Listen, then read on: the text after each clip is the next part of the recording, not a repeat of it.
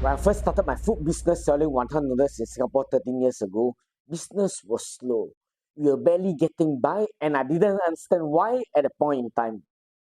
More than a decade had passed since, and there had been a wild ride full of ups and downs, from the initial years of struggling like crazy and working long hours without earning much money, to receiving business and industry awards and opening outlets in Singapore, Hong Kong, China, and Australia. GK here, and I realized that the food business is never about the food alone.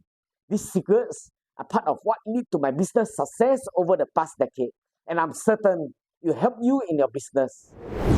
During my first trip to Hong Kong many years back with my then girlfriend, she's now my wife. At that time, I was in my 20s and working as a cook in a fine dining restaurant. My pay wasn't high, and I saved hard for this trip. We have mostly local street food to stretch the most out of our money. And just across the street from our hotel, it's in Temple Street, we had these amazing wonton noodles at this hole-in-the-wall place.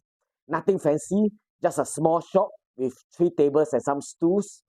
But the wontons were the best I ever tasted in my life.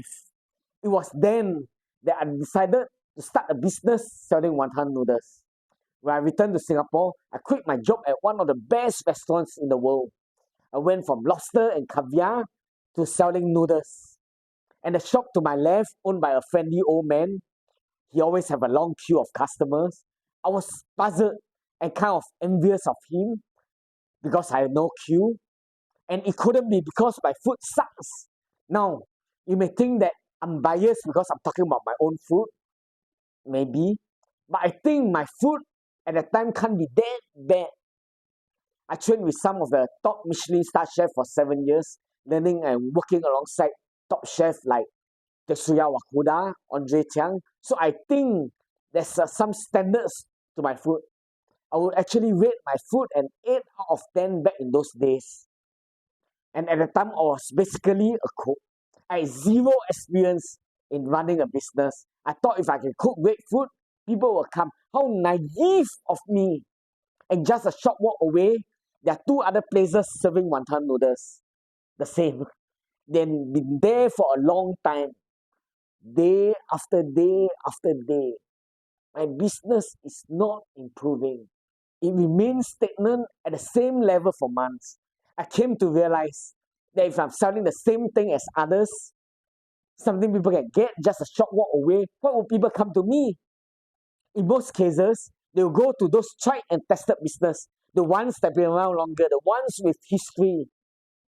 Unless I'm cheaper. But being cheaper is never a good strategy. The moment someone comes in and sells cheaper than me, I'm finished. So I tried changing strategy. I tried to be different. To differentiate myself from them, I started changing the dish. I looked for ideas all around me, adding elements from Japanese ramen, changing the style of the char siu, making the food prettier. It still has elements of wonton noodles, but it's not the same anymore. It's elevated. I was trying real hard to be unique and distinctive, and it works. People start noticing us, that new kid on the block. Differentiation must be one of the key strategies in your business to stand out from all your competitors. But just that alone isn't enough to dominate. In the next video, I want to share with you how you can combine one powerful strategy with differentiation for an even greater impact in your business. And I'm so excited to be able to share that with you. This synergy will completely change the game for you. I'll see you in the next video.